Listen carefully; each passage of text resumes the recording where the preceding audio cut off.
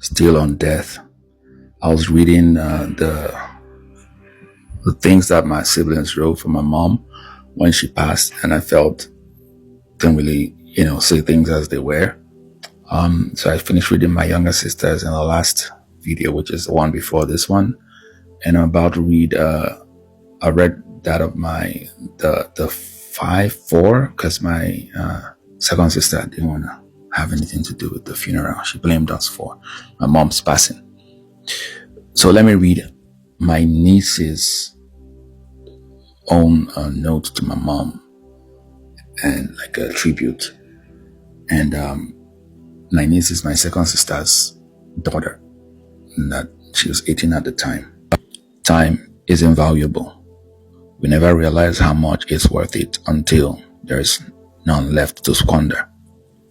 My grandmother isn't someone I can put into words because there will never be enough words to describe her. No words will ever contain enough meaning. My grandmother was complex. She was feisty, but had a contagious smile and an equally daunting resting face. My grandmother was very serious. She didn't care much for mind games or those who play them. She was sophisticated, but down to earth. She always found a way to make me smile. My grandmother liked flashy things, but she only wore them on special occasions. She would dress up for special occasions. She dressed up every time she came to visit me. Her red pearls were a constant statement piece. My grandmother was devoted to the Lord. I remember every time I woke up in the middle of the night to her praying for the Lord to give prosperity to all her children, ex-husband, and grandchildren. I remember how she told me stories about Noah, Moses, and Jacob that made reading the Bible appealing. She would always bring me watermelon cookies every time she came because she knew I loved them. She always removed the seeds for me, cutting them into bite-sized pieces for my mouth too that used to be so small. My grandmother taught me to be proud of my culture. She would speak to me in Igbo a lot. Pidgin was unacceptable. She wanted me to be proper. I often used coming from America as an excuse for not knowing how to speak Igbo. Truthfully, at the time, I had no desire to learn the language till she insisted to speak to me only in Igbo until I could understand. However, this was also unacceptable. She said I was American, yes, but I was her granddaughter first. I told her I wanted to be like her and my mom. She told me the only shoes I should ever try to fill on my own.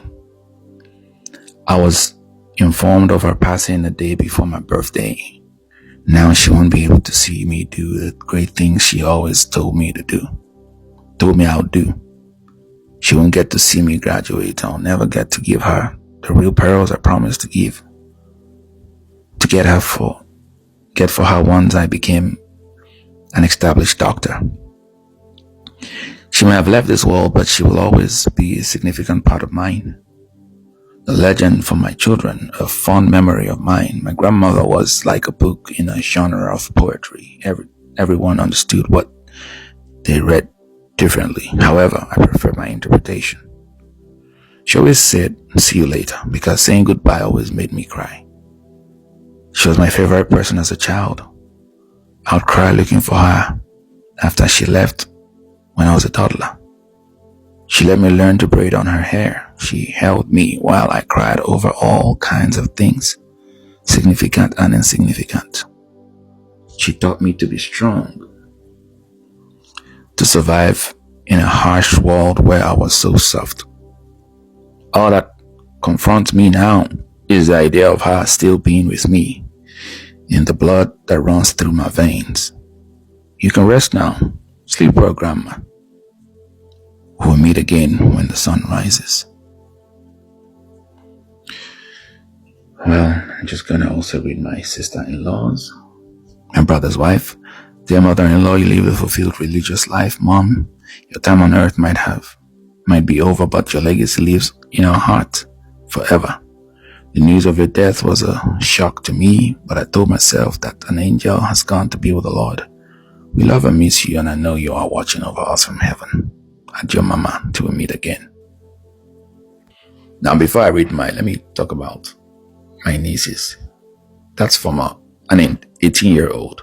I loved how she was very honest about it. Damn, Mama, you were feisty. Grandma, you were feisty, but you were also classy. Real. She kept it real. I think there's this purity about kids, children, because 18-year-olds are kids, as far as I'm concerned. The world is still pure. They say things as they are, but as soon as people turn to 20-something, 30-something, they begin to sieve and become politically correct, lying to themselves and to the world at large. I love how my niece put everything in writing. Now, my younger sister, I can understand. Yeah, my mom was stubborn. She was very stubborn. I said it in the other video. I read my sister's. There's nothing we didn't do. There was a time my brother and I took some time. It was 2015, right before my brother got married. I was in Enugu with my brother, visited, and my mom was there. That night we spoke to her. There's nothing we didn't do. We tried to convince her to move to Abuja to be with us, and she agreed. My mother agreed, but in the morning, usual adamant, stubborn mom. No, I'm not going anywhere. What are you going to do? Bundle her in a bag and tie her hands and take her to a place where she doesn't want to go to? No. My mom was difficult. She was a recluse. She was loving, but a recluse. Like I said, I love my mom, but I don't miss her. I already said it in previous videos. Not because I hate her. I love my mom, but I don't miss her. It's so true. I can't lie about it. I understand when people try to embellish things when people have passed. I don't understand. Actually, I don't. I'm not going to lie. I don't know why people do it. Why should we change the things we say? Why do people say don't speak ill of the dead? Talk about dead like they're alive. Talk to them like you talk to them if they were still here. Oh, I miss you, Mom, but you were difficult.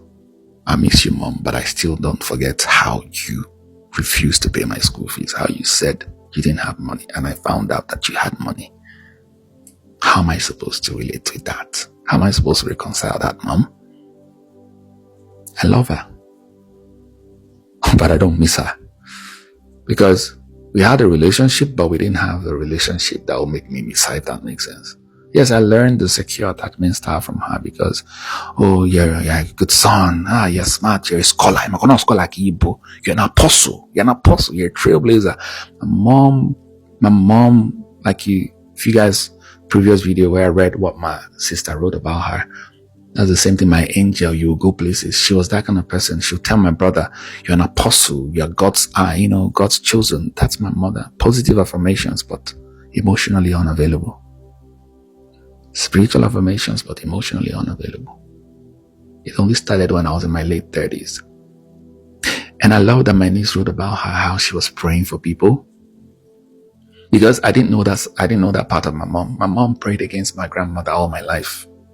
There was a time when, in 2013, she was staying with me. She had frustrated my life. My mom was supposed to stay with me for 2 weeks and ended up staying for 7 months. My brother's house was just about 50 steps away from mine.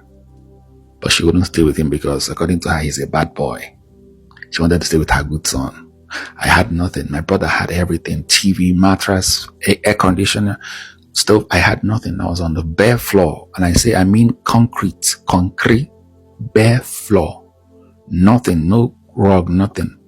Had a mattress I had brought from Owerri, on orthopedic mattress, twin size. I gave it to her, started sleeping on the floor with curtains. 2 weeks down to 7 months. And in those periods, she will be praying in the middle of the night when I'm supposed to be resting. And I mean loud. One day I couldn't help it. I was like, Mom, please, can you stop? Do you mind? I need to sleep. And I became a witch for saying that. But it was within the same period I once looked at her and said, Mom, I'm not tired of praying. You've been praying before I was born that grandmommy must confess. And she hasn't. Aren't you tired? And then she said, I see, keep praying against that he will confess. But his name is the same as my brother's. The angels will get confused. So when my niece said it to me that my mom was praying for us, it took me by surprise. She told me before she wrote it. I'll continue in the next part.